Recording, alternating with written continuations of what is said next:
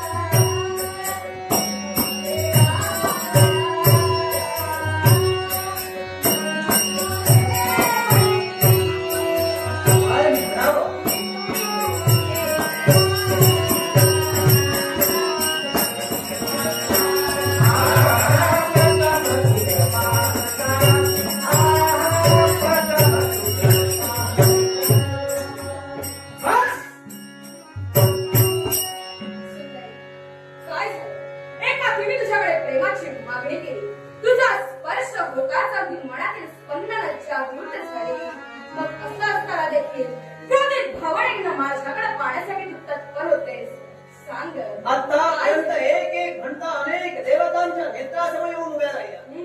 माझ्या सौंदर्याची स्तुती करत प्रेमरूपी भावना माझ्यासमोर निर्माण केली. नक्कीच याचे मुळाचे कारण आहे आमचं आणि इंद्रदेवाचं घनघोर असं युद्ध चालू होतं. दोघांच्याही पराक्रमाची पराकाष्ठा सुरू होती आणि असं असताना देवाचे नारद मुनींनी एवढ्यामध्ये हस्तक्षेप केला आणि म्हणाले सर्वश्रेष्ठ कोण हे जर का ठरवायचं असेल तर या विश्वात अशी एक सुंदरी आहे जी अगदी सौंदर्यवान, बुद्धिमान आणि पराक्रमी देखील आहे आणि तीच कन्या म्हणजे नर्मदा.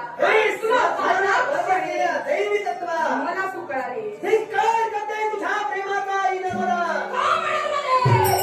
स्वतःच्या मनावर जो दैवी तत्व ताबा घेऊ शकत नाही तो म्हणजे माझ्याजवळ प्रेमरूपी याचना करतोय.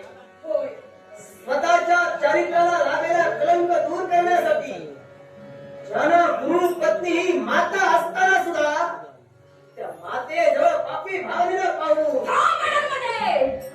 मातेजवळ पापी भावनेनं मी पाहिलं असं तू म्हणते. नक्की सत्य. पण एक मला सांग मातेची आज्ञा ही शिरोधार्य आहे की नाही? पण इच्छा पूर्ण करत असताना आपण विचार करायला हवा आपण काय इच्छा पूर्ण करतोय.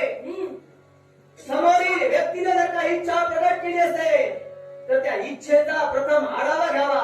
स्वतःसाठी जीवन मातीवर केव्हाही करू नये. आपल्या तत्वाला कलंक लागेल असं जीवनात वर्तन कोणीही करू नये कारण तुम्ही एक दैवी तत्व आहात. अगदी बरोबर आहे. पण आम्ही जीवन कोणाचंही मातीमोल केलेलं नाही. आम्ही त्यांचा भोग घेतला याच्याही मुळाशी कारण होतं ते म्हणजे मातेची इच्छा आणि म्हणूनच आम्ही हे केलं. हे चुकला तरी काय? हे गुरु बृहस्पती यांच्याजवळ शिक्षा ग्रहण केला. अनक्ती ज्या कला तुमच्या लुप्त झाल्या त्या कला पुनश्च मिळविण्यासाठी तुम्ही सिद्धही झालात आणि गुरु दक्षिणा देण्यासाठी गुरु जवळ तुम्ही उभे राहिलात. पण देव विश्वातील शब्द. माझी पत्नी तारा हिच्या जवळ जी ती गुरुदक्षिणा मागेल ती दे. आणि तुम्ही लागेल असतं वर्तन आपण आपल्या जीवनाची चावी करतो त्यावेळी चंद्रदेव तुम्ही विचार करायला हवा होता त्या स्त्री तत्वाचा, तुम्ही विचार करायला हवा होता तुमच्या दैवी तत्वाचा, पण तो न करता त्या कला लुप्त होऊ नये म्हणून मातेचा तुम्ही जो भोग घेतला आणि या विश्वात श्रेष्ठ म्हणून सांगताय. होय, या विश्वात श्रेष्ठ म्हणून एकदा नव्हे दोनदा नव्हे तर अनेक वेळा सांगेन. आणि याच्या मुळाशी कारण म्हणजे आम्ही स्वइच्छेनं तिथपर्यंत गेलो नाही. देवगुरु बृहस्पती आणि माता तारा यांची आज्ञाच तशी होती आणि त्यांची आज्ञा ही शिरोधार्य म्हणून हे कृत्य मला करावं लागलं. पण ज्यावेळी माता तारेने ही इच्छा तुमच्या समोर प्रकट केली, तुम्ही तुमच्या गुरुदेवतेला कथन केलं का जी गुरुदक्षिणा तुम्ही द्यायला सांगताय ती गुरुदक्षिणा अशा प्रकारे जर का माता मागत असेल तर एका पुत्रानं काय करावं? जर का शिक्षण त्यांच्याकडून तुम्ही घेतात मग एवढी तुमची बुद्धी चालू नये हा अविचार करण्यापूर्वी आपल्या गुरुशी आपण प्रार्थना करतोय, आपल्या गुरुमातेशी आपण प्रार्थना करतोय, ते सुद्धा स्वार्थानं एवढे दैवी तत्व स्वार्थानं बरबटलं गेलं का? मुळीच नाही. दैवी तत्व स्वार्थाने बरबटलेलं गेलं नाही आणि ते कलंकितही झालेलं नाही. आम्ही देवगुरु बृहस्पतींपर्यंत याची विचारणा करायला गेलो नाही. याच्याही मुळाशी कारण देवगुरु बृहस्पतींच्या मुखातून प्रथमच बाहेर पडलेले शब्द ते म्हणजे जसं सांगेल तसं वागायचं आणि प्रत्येकानं या विश्वातील प्रत्येक शिष्यानं गुरुची आज्ञा शिरोधार्य मानायला हवी आणि गुरुची पत्नी ही आपली माताच असते. म्हणूनच त्यांची जशी इच्छा होती त्याप्रमाणे आम्ही वागलो. त्यात आम्ही वागलो काय केलं असं आम्हाला काही माहीत वाटत नाही. दैवी तत्व असून सुद्धा एखाद्या सामान्य माणसाप्रमाणे आपण वर्तन केला.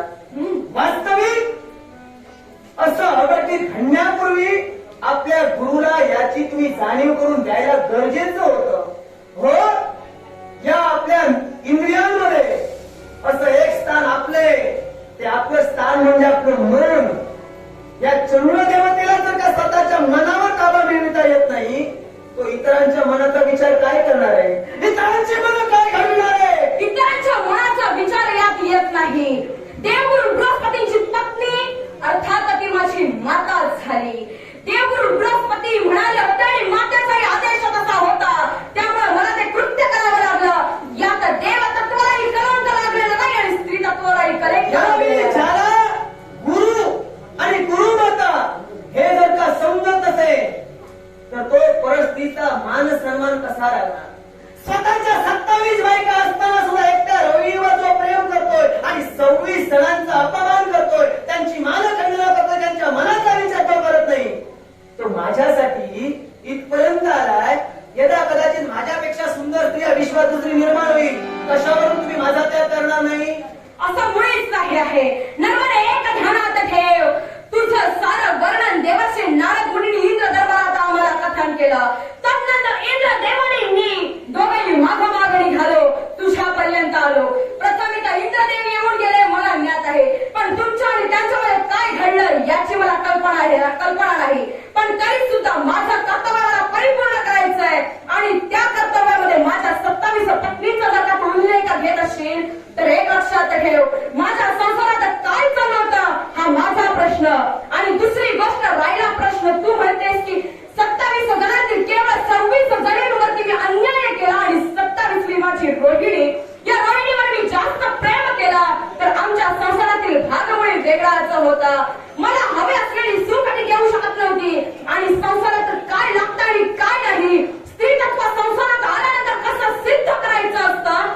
एका स्त्रीनं आपली सारी रूप पूर्ण करण्यासाठी पुत्री पत्नी झाल्यानंतर काय करायचं असतं हे तुला मी सांगण्याची गरज नाही. तुला घालायचा हा सौंदर्याचा अहंकार आणि हा तुझा अहंकार. मी तुम्हाला बोलावलं नव्हतं, तुम्ही माझ्याजवळ आलात. आम्ही आलो हे मान्य आहे. देवर्षी नारद मला जर का अहंकार जडला असता मी प्रत्येकाजवळ गेले असते, माझ्या सौंदर्याचा टेमा मिळला असता. पण मी कुणाजवळ न जाता माझ्या सौंदर्यावर भाळून तुम्ही एकसारख्या देव माझ्या मध्ये येत आहे.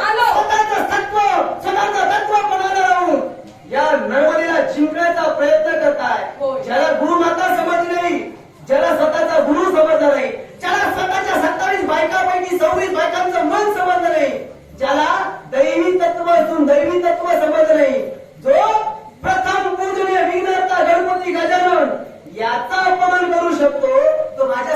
सामान्य स्त्रीला काय मान सन्मान देणार आहे? हवे तेवढे दाखले दे, एक आणि एक दाखले दे, पण एक लक्षात ठेव, प्रत्येक कार्य घडल्यानंतर त्यातून घडलंय ते चांगलं, आणि त्यामुळे तुझ्यावर मी प्रेम करण्यासाठी इथपर्यंत आलो.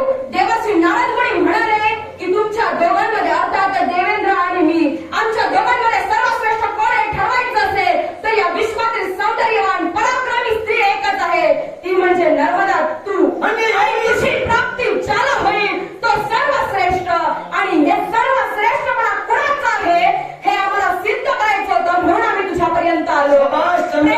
प्रेमाची मागणी केल्यानंतर अगदी शांततेने तू बोलू शकली असती, पण तू हस्तक्षेप केलास तो माझ्या आयुष्यात.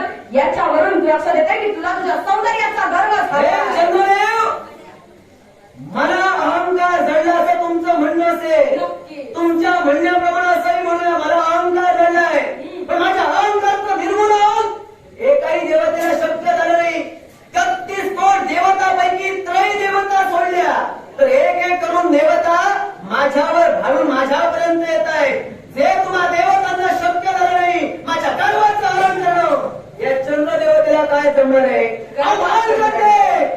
वा, स्वतःच बोलता बोलता बोलून गेलीस, गर्वाचं हरण करणं जमलं नाही.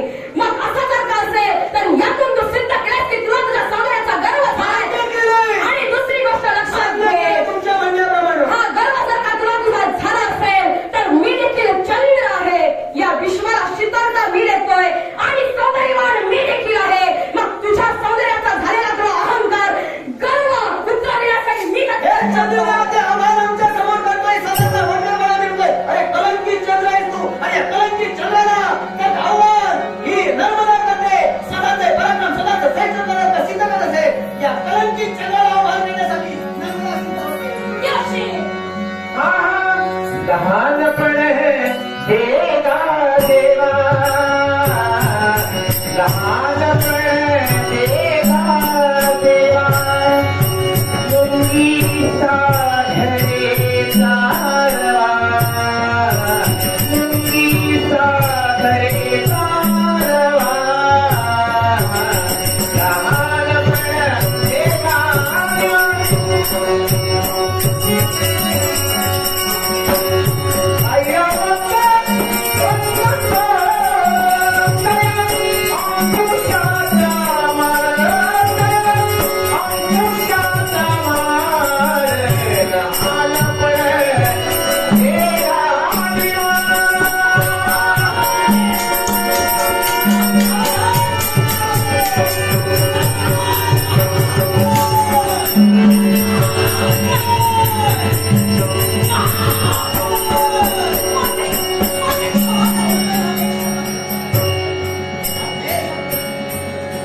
जी देवता येते देवाची याचना आमच्या समोर करते, आणि अखेरीस मात्र एक शब्द तुमच्या मुखातून बाहेर पडते.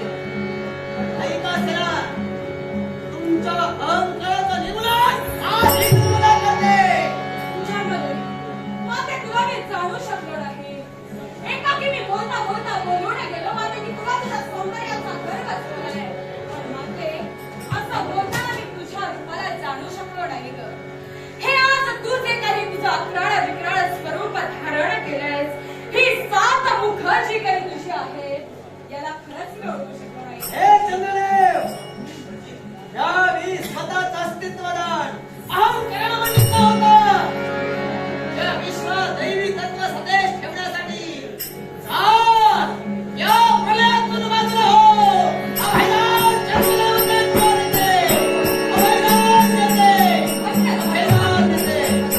तुझ्या अभय जाणारं माझं जीवन कृतकृतार्थ झालं, माझे कृतकृतार्थ झालं. आता आयुष्यात गर्वाला बाजूला सारून माझा श्वास रेषांचा निर्माण केला. आता मी माझा स्वतः जगासाठी जात आहे. सुंदर